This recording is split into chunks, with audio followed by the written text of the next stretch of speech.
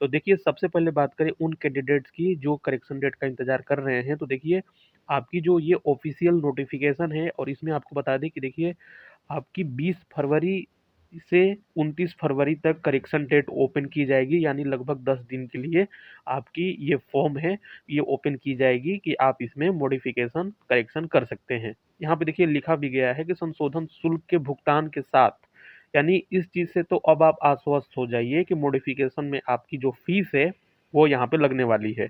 अब यहाँ पे देखिए संशोधन शुल्क के भुगतान के साथ आवेदन पत्र में सुधार के लिए संशोधन विंडो की तिथियाँ और यहाँ पे आपको इंस्ट्रक्शन दी गई है कि कृपया ध्यान दें, खाता बनाए फॉर्म में भरे गए विवरण और चुने गए आरआरबी को संशोधित नहीं किया जा सकता है।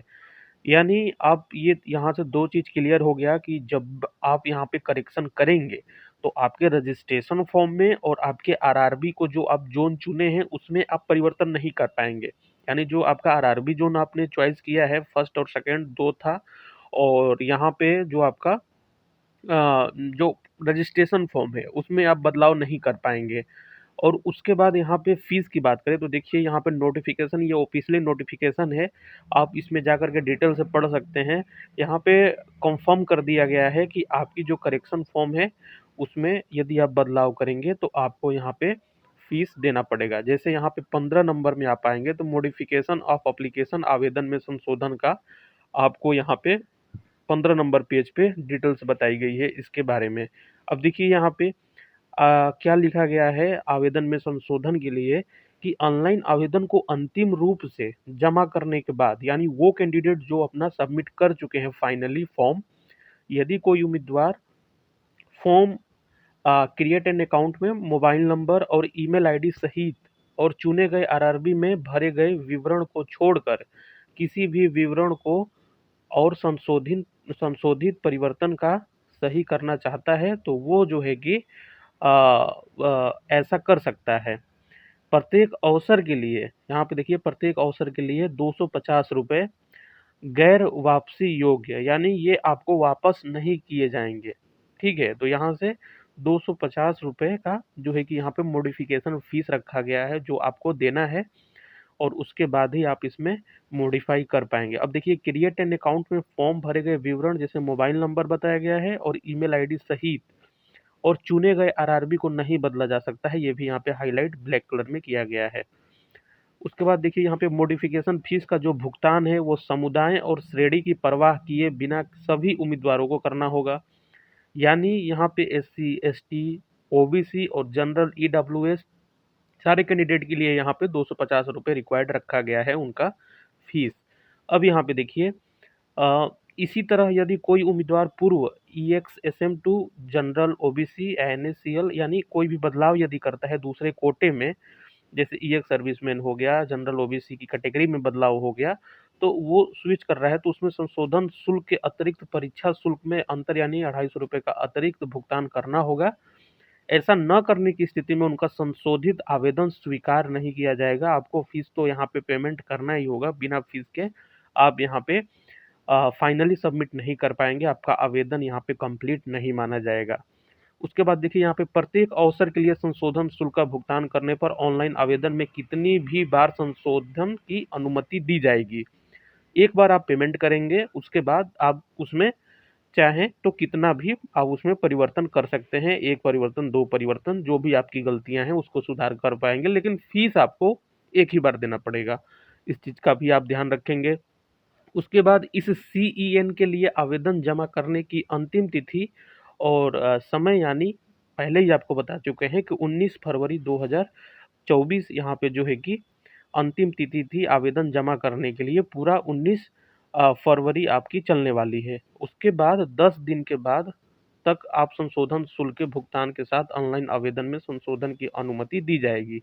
यानी 19 को ये आपका पूरा चलेगा। रजिस्ट्रेशन जो अभी नहीं किए हैं कैंडिडेट, लगातार हमारे वीडियोस पे कमेंट आ रही है कि हमारा रजिस्ट्रेशन नहीं हो पा रहा है, तो डिटेल से हम वीडियो बना चुके हैं ऑलरेडी उन्हीं के लिए कि मोबाइल से भरना चाहें आप मोबाइल से भरिए, नहीं मोबाइल से हो रहा है तो किसी साइबर कैफ़े में जाकर के आप फॉर्म फिल करवा लीजिए, क्योंकि ऐसा मौका बार-बार नहीं आता है आपको।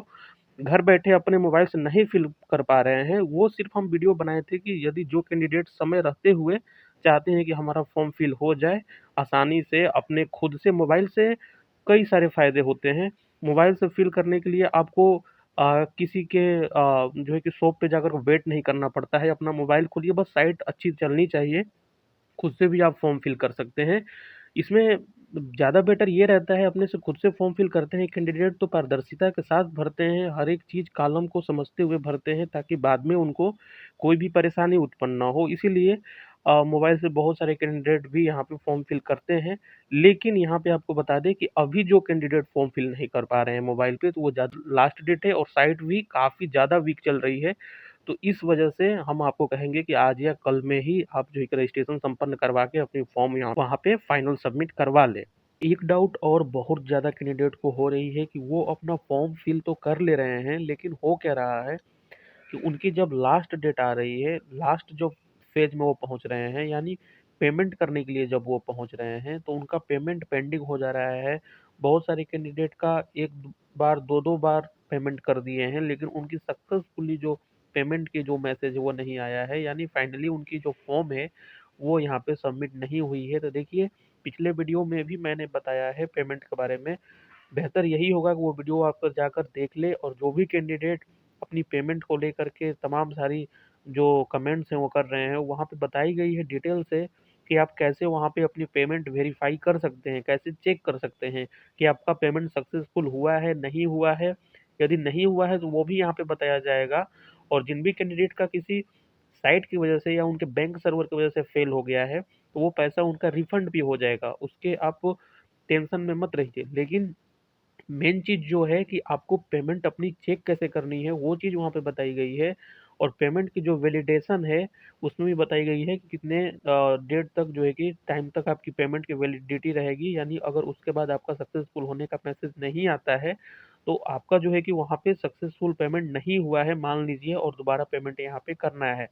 मैं यही कहूँगा। लेकिन आपको जो है कि पेमेंट करके आप उसको चेक नहीं करेंगे कि पेमेंट आपका नहीं हुआ है और सोचेंगे कि हमारा फॉर्म सक्सेसफुली सबमिट हो गया है, तो ऐसा बिल्कुल भी नहीं होने वाला है। जब तक आप फॉर्म आप लाख यहाँ पे आप बेहतर फिल कर चुके हैं, सारी चीज़ आपकी फॉर्म में ओके है, लेकिन अंतिम फेज जो है कि आपका पेमेंट है, यदि आप पेमेंट यहाँ पे कंप्लीट नहीं करेंगे तो आपकी फॉर्म यहाँ पे सफलतापूर्वक सबमिट नहीं मानी जाएगी।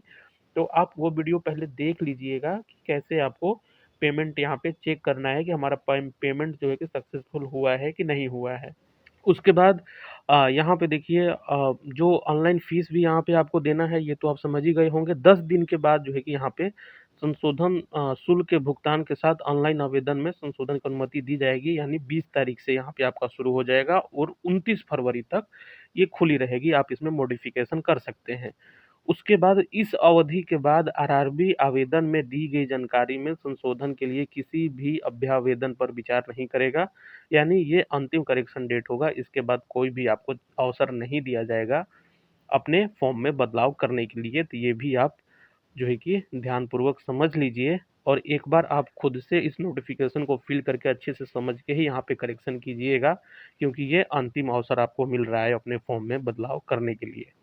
तो उम्मीद करते हैं कि जो भी कैंडिडेट एलपी का फॉर्म फिल किए हैं, अपनी करेक्शन डेट का वेट कर रहे हैं, तो कौन-कौन सी चीज़ों को बदलाव कर सकते हैं अपने रजिस्ट्रेशन फॉर्म में, और उनके साथ कितने रुपए की फीस लगेगी, सारी कुछ डाउट्स आपकी क्लियर होगी। लेकिन अभी तक कोई भी डाउट्स अगर आपकी बनी हुई है, वीडियो के कमेंट में कमेंट कर सकते हैं, आपकी रिप्लाई देने की पूरी कोशिश करेंगे। वीडियो अच्छी लगी है तो वीडियो को एक लाइक कीजिएगा, चैनल पर पहली बार आए हैं तो चैनल को सब्सक्राइब करके बेल नोटिफिकेशन को ऑन कर दीजिएगा, ताकि आगे से जो भी नोटिफिकेशन आए उसकी वीडियो आप सभी तक सबसे पहले पहुंचे। तो मिलते हैं नेक्स्ट वीडियो में कुछ नई अपडेट के साथ, तब तक के लिए धन्यवाद। जय हिंद, वंदे मातरम।